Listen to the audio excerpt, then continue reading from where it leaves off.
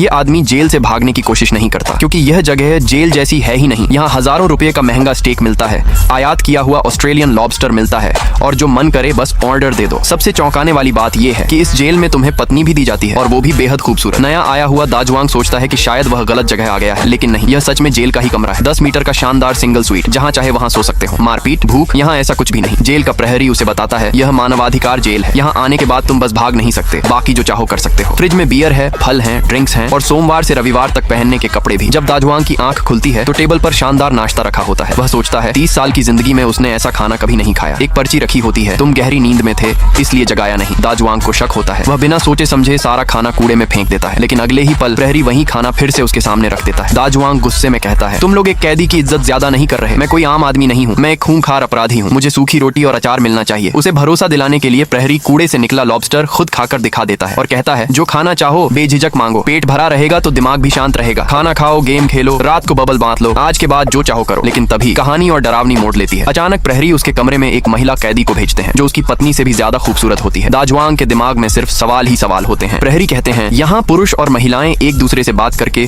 खुद को सुधारते हैं। दाजुआंग को यकीन नहीं होता, वह सोचता है ये सब एक साजिश है। गुस्से में आकर वह उस महिला का गला घोंटने लगता है, लेकिन तभी प्रहरी आ जाते हैं और उसे बेहोश कर देते हैं। जब दाजुआंग होश में आता है तो वह बिस्तर से बंधा होता है। महिला शिवचिन धीरे धीरे उसकी तरफ बढ़ती है। वह सोचता है कि अब वह मारा जाएगा, लेकिन शिवचिन रोते हुए कहती है मुझे मार दो। वह बताती है कि वह घरेलू हिंसा का शिकार थी, गलती से अपने पति को मार बैठी और अब जीना नहीं चाहती। उसकी कहानी सुनकर दाजुआंग का दिल पिघल जाता है। दिन बीतते जाते हैं, दोनों साथ रहते हैं, सीरियल देखते हैं, साथ रोते हैं और कब दया प्यार में बदल जाती है उन्हें खुद भी पता नहीं चलता। दाजुआंग अब अपने आप पर ध्यान देने लगता है, परफ्यूम लगाता है और चुपके से उसके लिए एक तोहफा तैयार करता है। शिवचिन भावुक होकर उसे चूम लेती है और यहीं से उनका प्यार सच हो जाता है। अगली सुबह प्रहरी एक खबर लाते हैं, अब शिवचिन हर रात अपने सेल में नहीं जाएगी। दाजुआंग आभारी हो जाता है। फिर एक और खुशखबरी, वे शादी भी कर सकते हैं। कुछ ही समय बाद उनका एक बच्चा हो जाता है। जेल तक तोहफा देती है।